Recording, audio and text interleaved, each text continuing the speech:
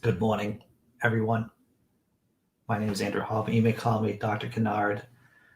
My advanced degree is in Kennardology. No, cryptology. I'm sorry. I was thinking about Grant Farmer for a minute. Hello, Grant Farmer in the chat. Grant's on fire. Very funny this morning, Grant. Yes, cryptology is my doctorate, 8-up doctorate. So many things to go over today, everyone. If this is your first time, if you're clicked in from Facebook, hello. If you're new, hello. If you're been here, hello for a while, hello. Wow, this is going to be a long show. I just feel like the words coming out of my mouth, they're just going to be a long show. Microphone agrees. All right. Well, a little hot too. A little hot. I'm going to turn down the light.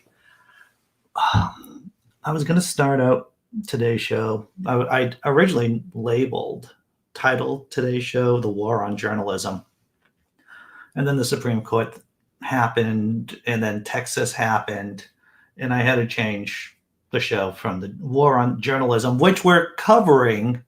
Everyone, we're covering the war on journalism. Don't get me wrong, and on journalists, but we're also covering, of course, the war on women. What else? Scotland, 4-day work week. They're playing around with a 4-day work week. And COVID rats, Christian camping COVID rats. Going to do some funny. Going to have a couple of laughs as we gaze into the abyss. And it's only Thursday, not even Friday, microphone. Friday can't come fast enough. All right, let's do this thing. Let's do something funny.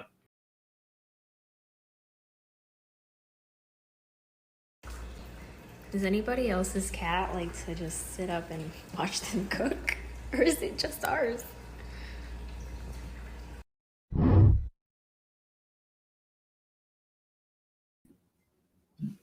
Our cat likes hanging out with us, but it will not.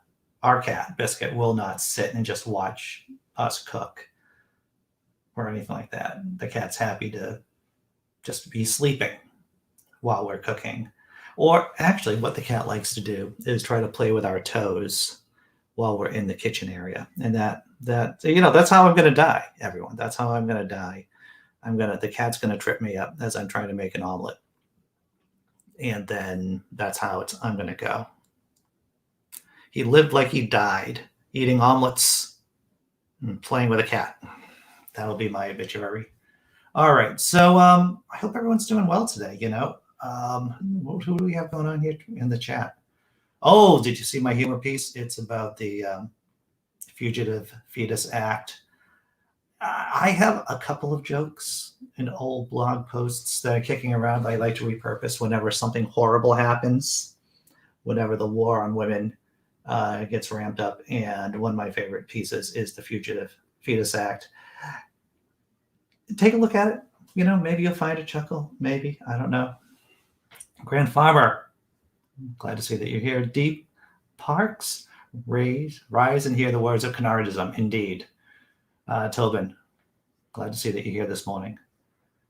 Scott Duke, it's another Friday's Eve, and I like your positivity, Scott Duke. It's another Friday's Eve. I'm all about the positivity. Shame on Texas, dude. I know, right? Jess M, good morning. And Simply Secular Dave. How are you doing, Dave? I hope you're doing well. All right.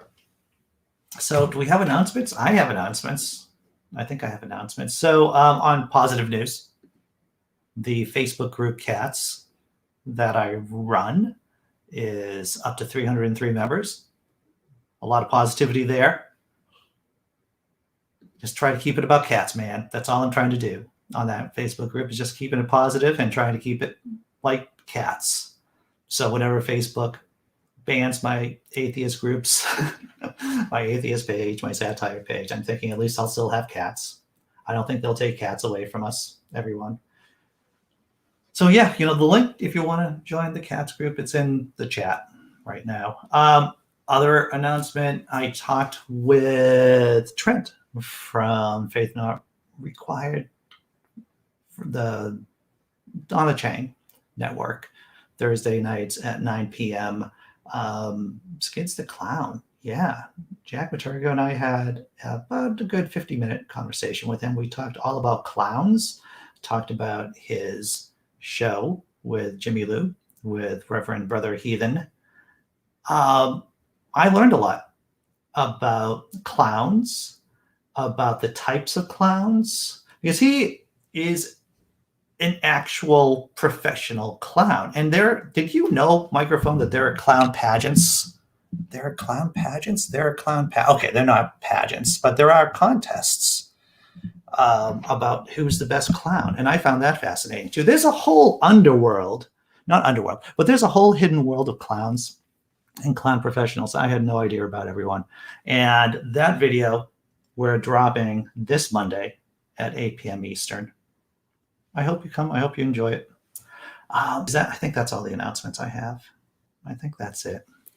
I'm going to check out the chat one more time before I go into memes. Memes. Oh, that reminds me. I have a new pic to post there. One of my girls. Very good, Dee Parks. Tesla Ranger, the Cats FB group, now with added, then erased feline buttholes. I see what you're doing there, right? Scott Duke, I'm surprised too, but I'm happy with it. I'm happy. Count my blessings, right?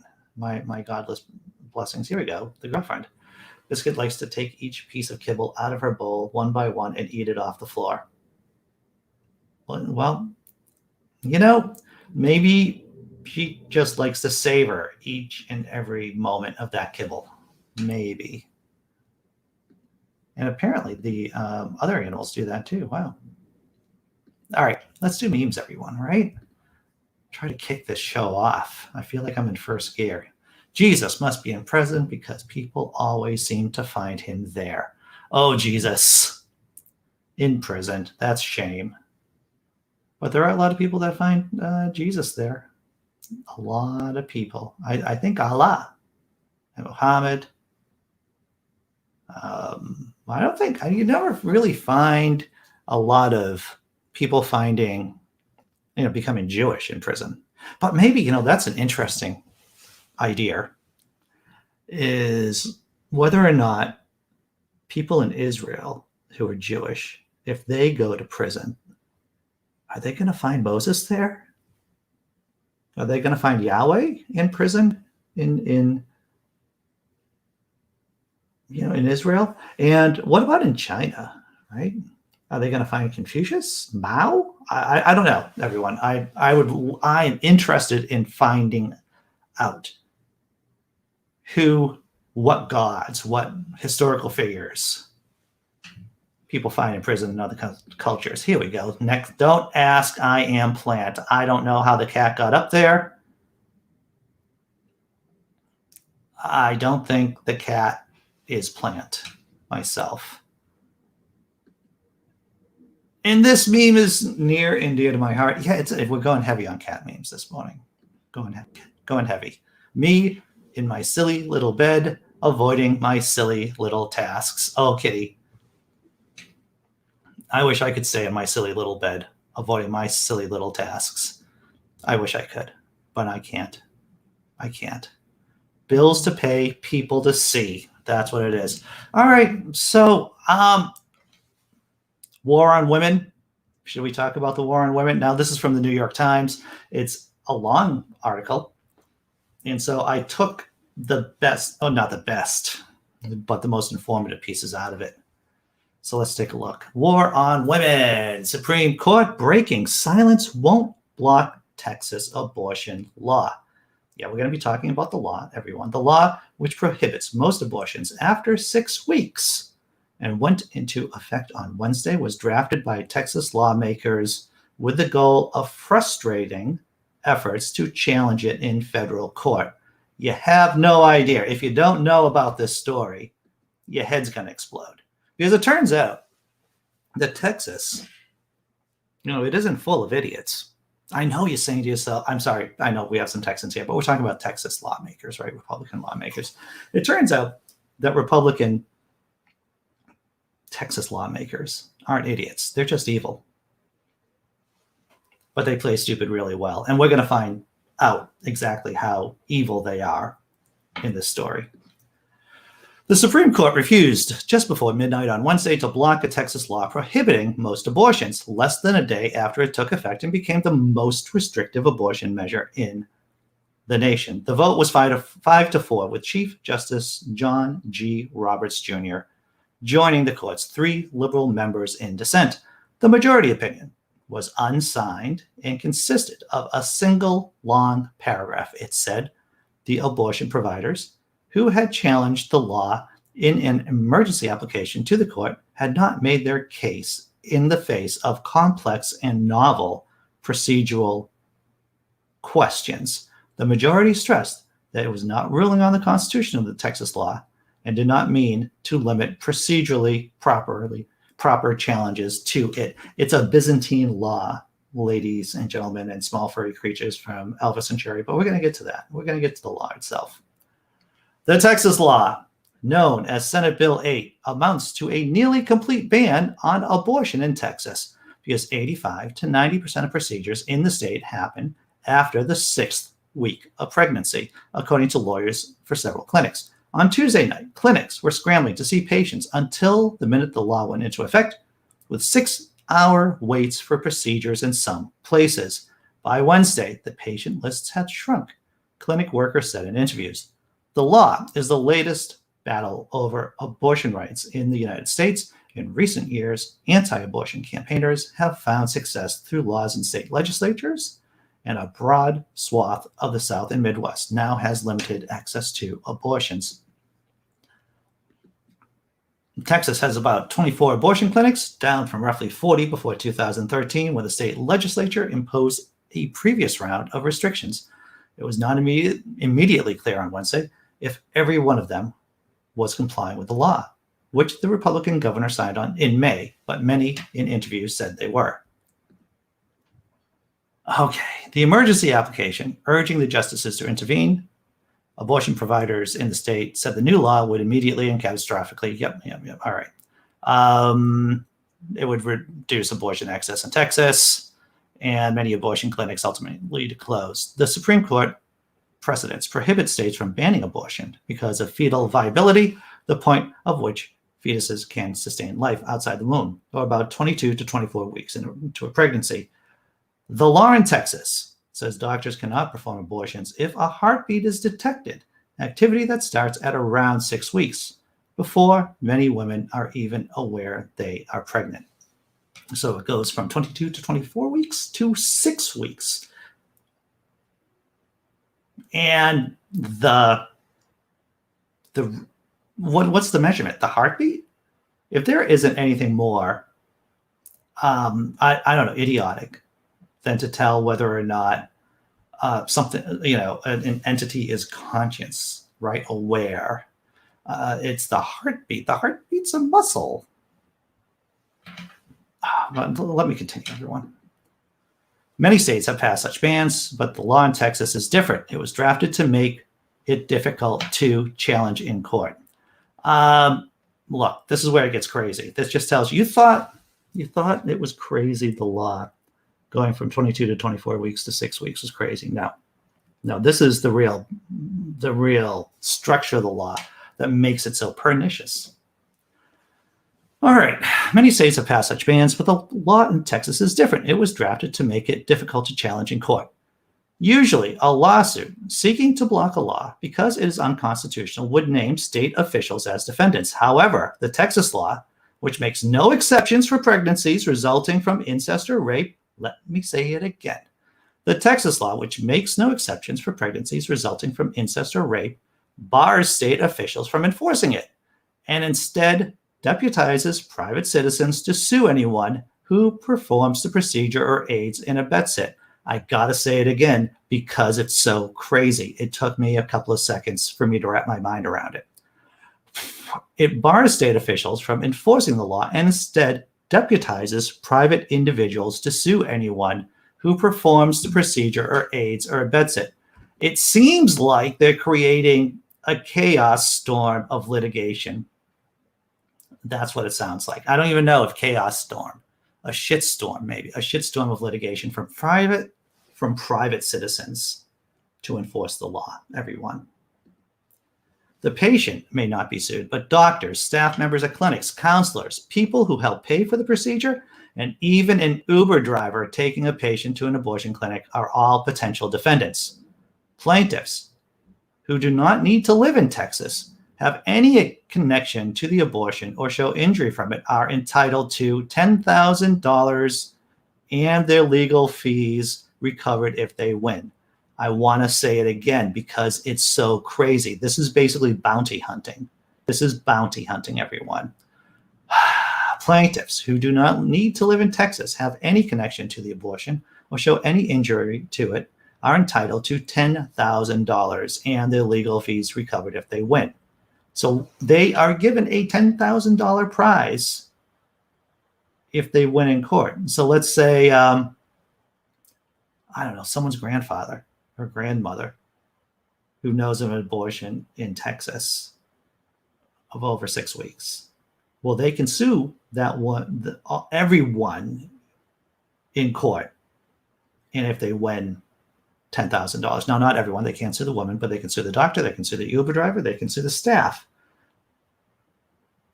And not only are their legal fees covered by the state of Texas, but they get a bounty of $10,000. Prevailing defendants are not entitled to legal fees.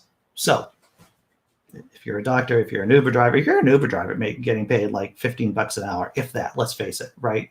After, net pay, $15 an hour, and you're suddenly sued by someone and now you have to fight them in court. Oh, my fictitious God. You don't get any of your legal fees paid back. Doctors who are sued, even if the suit is dismissed, have to report the lawsuits when they renewed licenses or obtained hospital admitting privileges, according to Amy Hagstrom Miller, the chief executive at Whole Women's Health, which operates 4 clinics in Texas. There was little indication of the shifting legal ground outside the Planned Parenthood Center for Choice in Houston, the group's only location in the city that provides abortion services. A blue bus offering free pregnancy tests from an anti-abortion group. A regular presence sat across the street, but inside the effect was clear. A staff physician said he had seen 6 patients by Wednesday afternoon, down from his usual 30. It is crazy.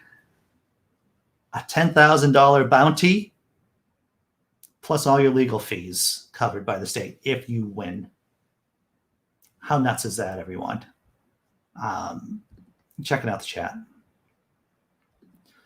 There's a heartbreaking but great info video about families that had to terminate in the 3rd trimester fetuses incompatible with life. How hurtful to vilify those families. Well, that's their plan, right, Jessi Bear? That's what the evangelical Christians, who obviously, and let's not fool ourselves, right? We as atheists, agnostics, humanists understand it is toxic Christianity that's pushing this agenda in Texas. And that's why it's so important. And I'm just going to say the words that need to be said, to drive a stake through the heart of evangelical Christianity in this country. Because this is the kind of problems we have when they have green zones. It's just like any other type of terrorism, whether or not you're talking about terrorists in Afghanistan or in Pakistan or domestic terrorists here. You let them have green zones, you let them have safe harbors, and this is how they metastasize their cancer, their meme cancer. It's a shit tornado. You're right, Dr. Mordecai. I like that. A shit tornado. Maybe Lee, I would like to believe in a perfect world, it would just be, the courts would just be overwhelmed and nothing gets done. But I don't see that happening.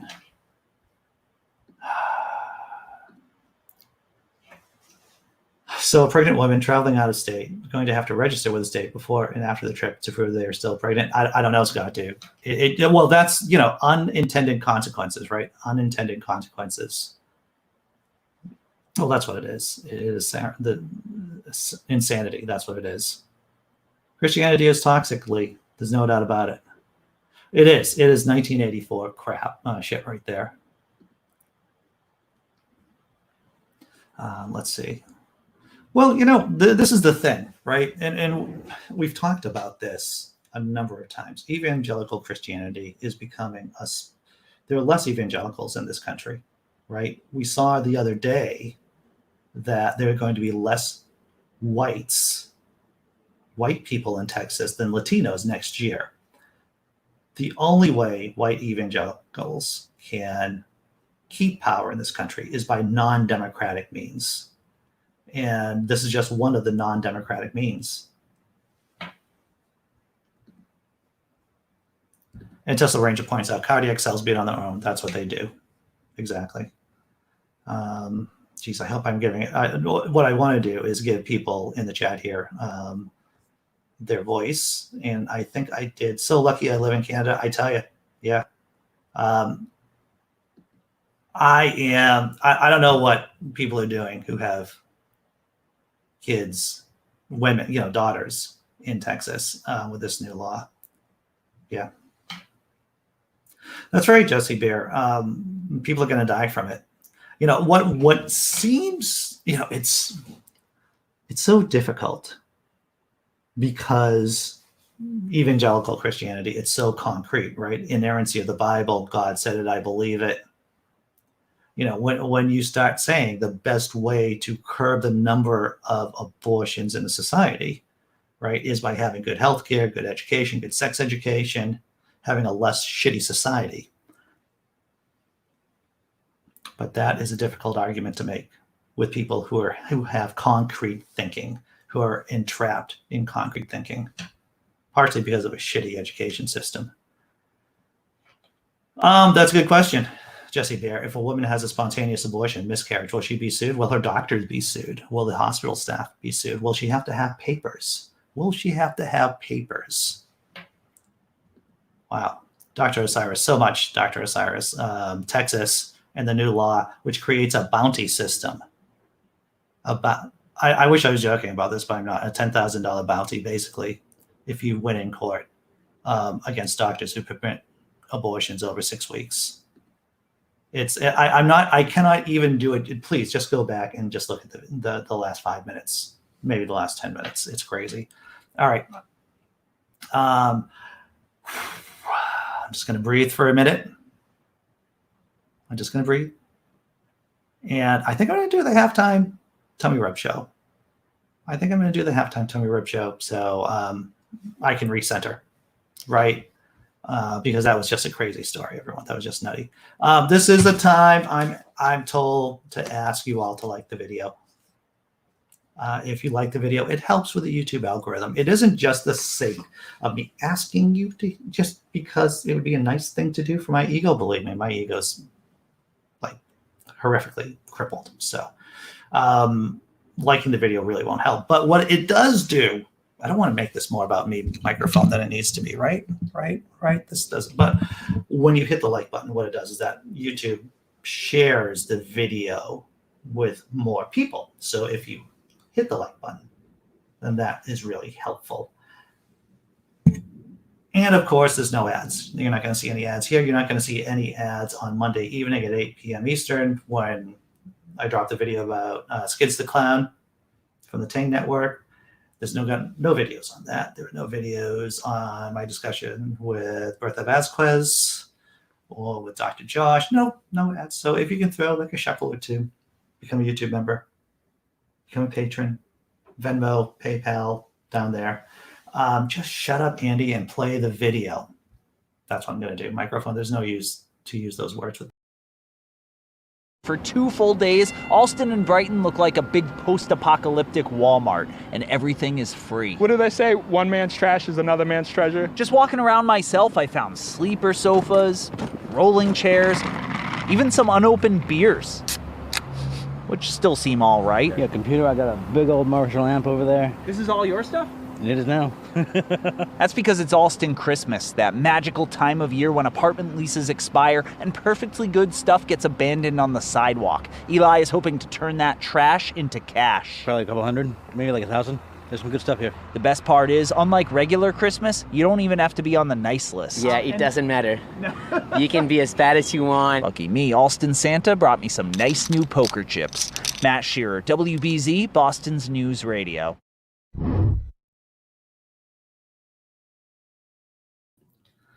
Alston Christmas, Alston Brighton, I used to live in Brighton years ago, and it's a great neighborhood. It's a great area. You have an interesting mix of people. Families have been living there for decades, Hasidic Jews, and a lot of college students from BC, Boston College, and from Boston University too. But yeah, there is Alston Christmas basically, and I've gotten bookcases. I've gotten a couple of bookcases actually back in the day from Alston Christmas, and I had friends who would just go out and just flip it. Who would just find stuff and just resell it. Made some money too. Checking out the chat before we go back to the news stories.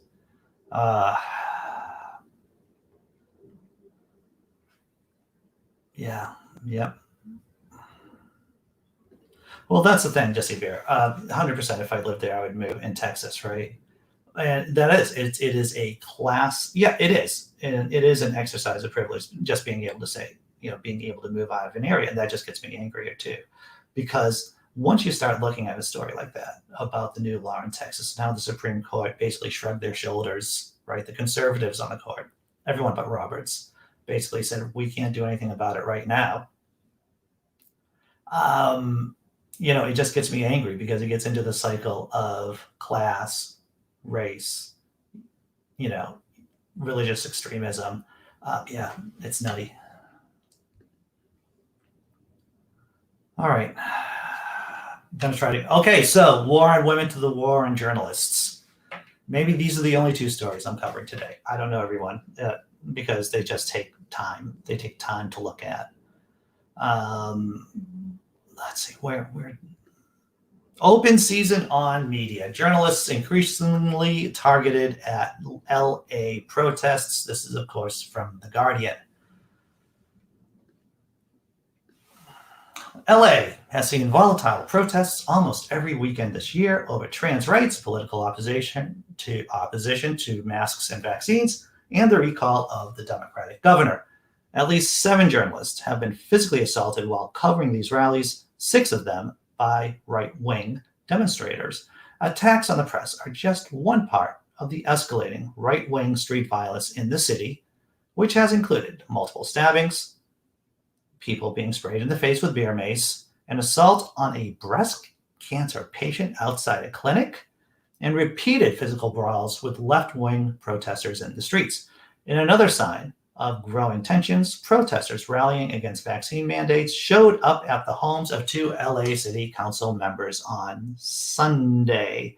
And if you're thinking, gosh, Andy, that sounds like what was going on in the Weimar Republic during the 1920s in Germany, in major cities there. Yes, that's exactly what it sounds like. And microphone, I'm going to ask you, have the police been acting as in good faith and trying to keep people separated? No, you don't think they have? What, you're thinking that the police probably supported the right-wing protesters even by not doing anything as they're hitting and attacking left-wing protesters and journalists? You think, yes, they think that's it. And I can't say fuck the police on this channel, microphone. You can't say that. All right? You can't say fuck the police. Next panel, everyone. Several LA journalists said the violence was nothing they had seen before and that some of the attacks had taken place with police officers standing nearby. The LA Police Department and LA County Sheriff's Department did not respond to requests for comment about whether there had been any arrests so far in any of the incidents, even as some of the journalists have publicly identified people they believe attacked them, and at least 3 have made official police reports. This is from a reporter from their Twitter account was interviewing right-wing protesters at the Y Spa, and this helmeted person interrupted my conversation with a young woman, slightly gestured me to go away when I continued to follow the protesters down the street and talked to me, slapped my phone and notebook out of my hand. Yes. Well, that's the face of fascism, everyone, right there. Helmeted, yep.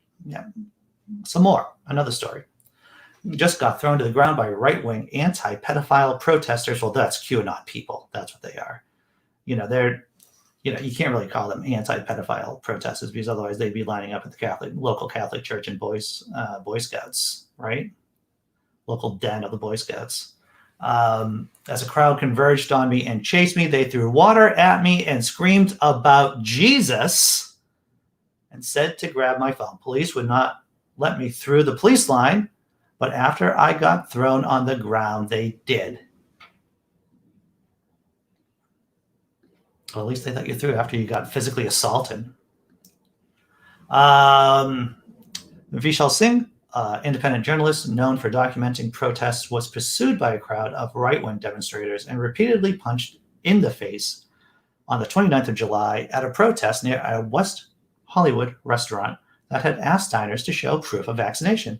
The attack left Singh with a concussion and multiple broken bones in their nose and the bottom of both eye sockets, and at least 3 different journalists were physically assaulted on the 14th of August at a single anti-vaccine protest outside LA City Hall, which is directly across from the LA Police Department headquarters. Tina Berg, an independent journalist who supports this, who reports for Status Coup, a progressive media outlet, was punched by one right-wing protester and called a bitch. Another protester ripped her mask from her face, screaming, "Unmask them," right across the street from the police station, too. Adam Rose, chair of the LA Press Club's Rights Committee, said police officers covering protests had a challenging job, but questioned whether law enforcement could be doing more to prevent or intervene in situations where journalists were being attacked. I think the quick answer is that yes, they could have done more. They could have done more. We've seen incidents where violence happened against journalists right across from police headquarters and with the police in the vicinity, Rose said. Several journalists said they were now wearing protective vests, helmets, goggles, and masks to report on protests in LA in the middle of the day. So we had war on women and war on journalists. My heart goes out to people just trying to do their jobs in LA right now. And we've covered the police many, many times on this channel and about how much there is this need for citizen review, citizen control of what goes on with the police station, what goes on with the local police. Citizen oversight and transparent.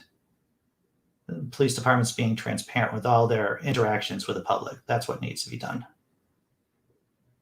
Cops don't like the press. That's right. Cops don't like the press because the press actually reports on the shady shit that the cops do. Take care, KCA Randy. I see you have to got a boogie. Huh? All right. Let's see. Checking out the chat one more time.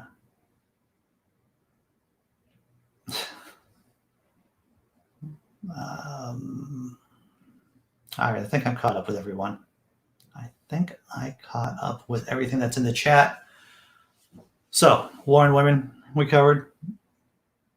Texas is offering a $10,000 bounty if you win in court against abortion providers in the state of Texas if they break the new law. And the new law, of course, is that women can't access abortion services if it's over 6 weeks. And of course, a lot of women don't know that they're pregnant until after that time. Funny how that works out.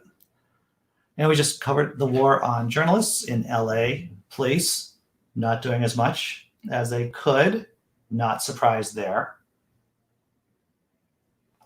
And I have to tell you, one of the benefits of COVID, and I'm going to say the mean things. This is the thing, everyone. I say mean things that maybe you don't want to say, right? I'm going to say mean things that are true and that nice people don't want to say. But, we've seen a bunch of cops die from COVID because they're unvaccinated. A bunch of cops die who are anti-maskers, who are anti-vax, who have made this quite loud and proud on their Facebook profiles. And I'm praying to my fictitious God that COVID will take away the worst cops in the police department, because obviously politically our leaders can't do that, can't or won't do that. So hopefully COVID will. I'll say the mean things for you.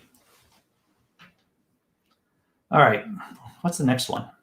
Put a freeze on hiring cops. Yeah, that would be a step in the right direction. Defunding the police, taking money from the police department and putting them into social services. That makes sense. And once again, the city that I live in, Somerville, which is a very liberal city, but the city council has refused to do that. And there's a new election coming up, and I'm voting for there's 2 candidates, maybe 3 candidates that are DSA, Democratic Socialists of America, and I'm just voting down the ticket, basically, trying to get as many people who are willing to do the job and to do the job right that I can in the local city where I live. All right. What are we doing? What's the next story? All right. Something you want to... Let's do something positive. You want to do something positive? We're going to talk about Scotland for a minute. We're going to talk about its experiment with a 4-day work week. I believe this is from the BBC. Scotland to trial a 4-day work week. Other countries have played around with lowering the amount of hours people work every week. Scotland's about to do the same thing. Scotland is to trial a 4-day week, but without lots of pay. A report out today includes some ideas for how it could be done, drawing on experience from Iceland and New Zealand. Reduced hours don't have to be taken weekly, and they could be targeted at particular groups such as parents. However, this is not a one-trick policy that delivers the necessary boost to productivity that is necessary to pay for it. Improving employees' sense of well-being and therefore their output requires the remaining 80% of their hours to be well managed.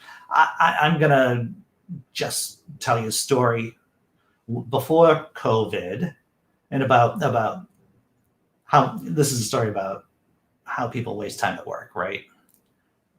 So back in the day, before COVID, I guess that's back in the day now, right? Pre-COVID, on the block, laughing in disbelief, at 9 a.m., there would always be a boost in traffic. And why? Because people went to work, they turned on their computers and started scrolling through Facebook, or scrolling through their news feeds and checking out blogs and stuff. So yeah, maybe if their time was managed a little bit better. There's a lot of downtime at work. So you could easily have a 4-day work week. That's what I'm guessing. And actually, there's some evidence to that too, everyone. Increase in productivity. In New Zealand, where the Premier Jacinda Ardern is watched closely for her approach to progressive governing, the trial started pre-COVID in a private employer. Monitoring from an Auckland university found impressive results of productivity measured per hour, going up 20%. So that's an increase of productivity, going up 20% an hour, while there were significant improvements in the number thinking they had improved work-life balance. Coming out of the pandemic, the Prime Minister argues that more leisure time can also equate to more spending on New Zealand's tourism sectors, which is on a same scale similar to Scotland's. So that's what's going on in New Zealand. It turns out that if you give people less hours, they are more likely to be more productive at work. Because there's this principle. I forget what is it. There's a principle that if you're given X amount of time, then whatever you have to do is going to fill that time one way or the other, right? This isn't just me blowing smoke out my ass, but and I forget the name of it. It's not the Peter Pan principle, I don't think. But if you're given, like, say, 10 tasks to do and 40 hours to do them in, then you'll find that those 10 hours will fill up those 10 tasks will fill up those 40 hours. However, if you're given the same 10 tasks to be done in 32 hours, there's a good chance you can get them done, depending on the task. But this is it's a generalization, everyone. Japan. That's one of the motivations for Japan, which is looking at reduced hours to tackle 2 of its problems: chronic overwork and long hours culture, and a particularly acute demographic challenge of its very low birth rate and the world's highest proportion of the very elderly. Other countries cited, and once again, the link to this full story is in the description, everyone. Iceland is seen as having generally positive experience from cutting 4 hours from the work week, handing an afternoon per week to staff. It began 6 years ago, starting with some of the more stressful public sector roles. The outcomes justified the trial's expansion to most of the public sector and some of the private, so that 86% of the working population is covered by it. So in other words, 86% of the working population in Iceland working, 36 hours a week? They have an afternoon off. They have 4 hours off. So you clock in at work, you get out in the early afternoon by noontime, possibly. So you have an afternoon off. And it seems to be a workable system. And here's the thing too, right? We'd like to talk about trends here, right? Like large trends. And with automation, AI, there are just going to be less jobs around for everyone. There's just going to be less jobs. And that's why universal basic income is so important. And being flexible about what is a full work week look like. This is just signs of that. Checking out the chat. 21 comments. See what's going on out here. The problem in the U.S. with less work days is that we would need pay to go up too. Right. So basically what they're in other countries is that the pay would be stable, right? The pay would be stable and the hours would go down, which makes sense. And there's so much work to be done here in the States in terms of workers' rights. Yeah, it's difficult to imagine that happening within my lifetime, because my lifetime may not be the very long. But, I may have a good 20 or 30 years ahead of me, but I would like to see a day. And, change happens very quickly, too. I could easily see a day somewhere down the line where people are working 32 hours a week, where universal basic income is a thing, and Texas falls into the ocean. That was uncalled for. The girlfriend says, my first job out of college was for a nonprofit, and we only worked 36 hours a week. I can't say I was more productive, though. Let's see. Oh, Scott, that Texas news had me so wound up. I had to take a time out to meditate. Scott, dude, I'm with you, brother. That Texas story, it's still, and if you're just clicking in now, then you got to go back to the first news story we covered about the Texas law. And I'm sorry, Scott, I got to say it again about how crazy it is. You can sue a doctor. You can sue anyone who had anything about providing or helping someone get an abortion in Texas over 6 weeks. So if a woman who's like 7 weeks pregnant goes to get an abortion, decides to terminate her pregnancy, and finds someone to do it, then a private citizen can sue the doctor, can sue every single person working at that facility. They could even sue the Uber driver who drove that person to get the abortion. Not only will Texas pay for all the legal fees if this person wins in court, this individual citizen bringing the lawsuit, but this person will get $10,000 on top of that. I cannot even. It is so stunningly toxic. Oh, man. Dr. Osiris, glad to see that you're here. Cryptameria, Saturday isn't work. I stare at my phone for 5 hours and mop. There are just so many overseas where they do. Here we go. He says there are places overseas where they do 4 days a week. Also, it's illegal for employers to make them work at home after hours, right? If anything, with our connectivity, right, with cell phones, smartphones, there's a dramatic difference in work life from before smartphones. For those of us who remember life before pagers too, there's a big difference between working back then and working now, where you're much more connected with work. Idea or drink, that's right, simply Secular Dave. All right, 44 minutes. All right, Of course, it wouldn't be the Disappointing Cat Morning Show, everyone.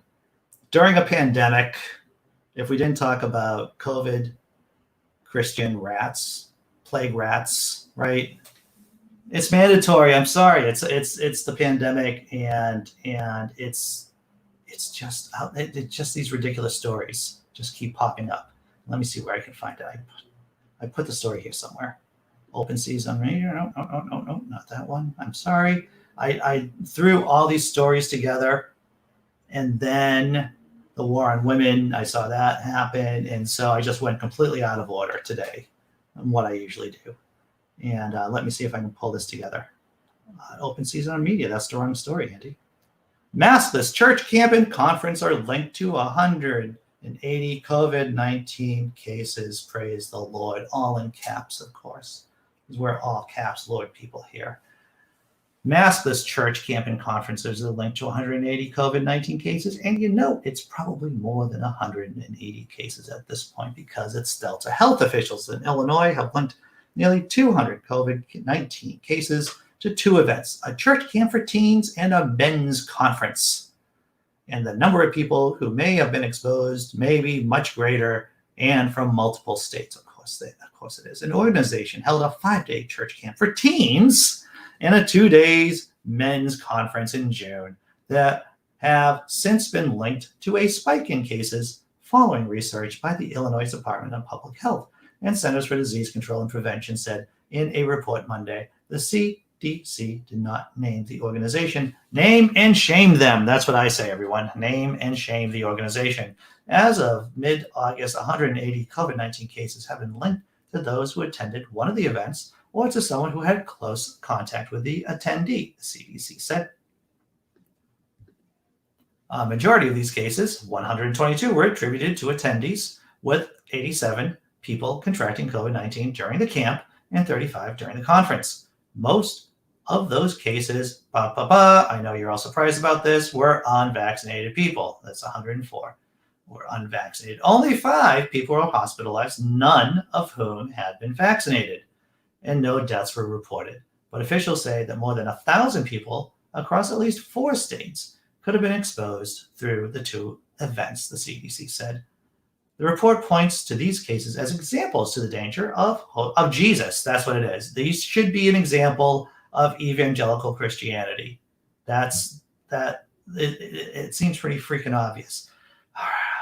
The dangers to hosting large events with little to no safeguards in place. Attendees of both events were not required to be vaccinated, and organizers did not require participants to get tested before allowing the entry, report says. There you go. Jesus works in miraculous ways. Actually, another case of COVID Christian plague rats doing COVID Christian plague rat crap. Illinois, that's right, girlfriend, Illinois. The men's conference, yeah, man. Ian Davenport, glad to see that you're here.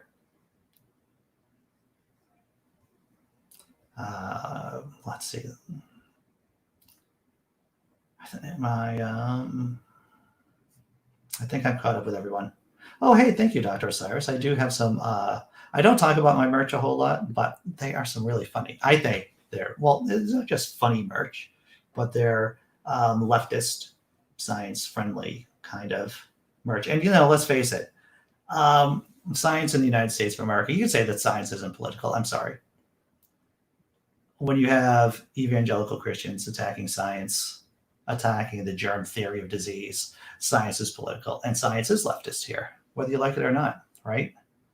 Wow, so many rants. I'm going to tie up the show. I'm not going to. Okay, so there are 2 videos I wanted to share with you. One is unnecessary because it's just a crazy Christian talking about crazy Christian things. The other one is about the European Union. There's another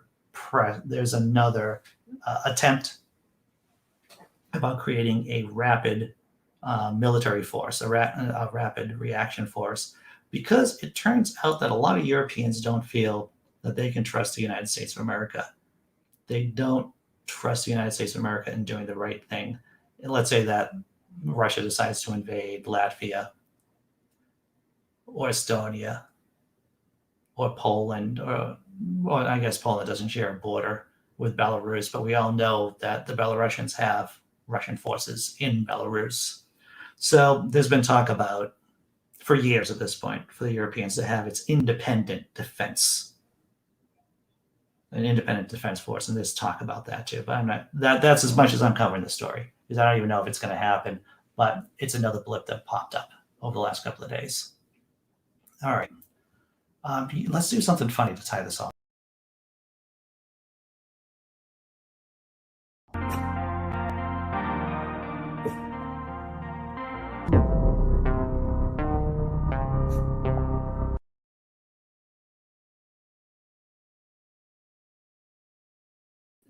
That does look like my cat Biscuit, by the way. Of course, Biscuit typically doesn't give people a side eye like that, but that does look like my cat. I hear the girlfriend laughing in the other room. I don't know if she's laughing at the video or not. Maybe she's doing work. I don't know. Oh, wait, here she is. Wait, Europeans think America will leave them high and dry in a terrorist-controlled country? I can't believe they can't trust us. I can't believe either. Hey, John Hudson. Taking a break from kindergarten, John Hudson. All right, everyone. We covered so much crazy crap this morning. We just covered so much crazy crap. I can't. My mind just wants to go back and just talk about that Texas shit more, but I'm not. I'm just gonna close out the show. Thank you, everyone who's watching. Thank you, chat. Thank people who are watching and not commenting. Thank you too for showing up. Right. Once again, no ads on this video. No ads on the other videos. Everything is done with your support. Only if you can. These are difficult times, right? I know that I'm without a job. I'm going for an interview later on today. I'm going to hear back from another job today. Do I have a crazy story about something? I can't even tell you about this crazy story because I'm going to wait until the after show, which starts at 10 a.m. If you want to be on the panel, you know the drill. The link is in the description below, everyone. I'm going to throw down the thank you video for patrons and YouTube members. Take care, everyone. See you